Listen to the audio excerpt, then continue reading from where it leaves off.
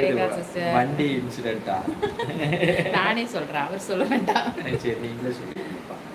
வண்டி வந்து எப்போன்னு பார்த்தீங்கன்னா ஈவினிங் கரெக்டாக தம்பியை கூட்டிகிட்டு வரும்போது அப்படியே ஸ்டார்ட்டே ஆகலை, அப்படியே ஆஃப் ஆயிருச்சு.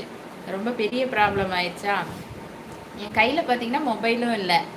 அவரோட ஃபோன் ப்ராப்ளமாக இருக்குதுன்னு அவர் எடுத்துகிட்டு போயிட்டார். அப்புறம் என்னோட நம்பர் அவரோட நம்பர் மட்டும்தான் எனக்கு மைண்டில் இருக்கும் இருந்தது.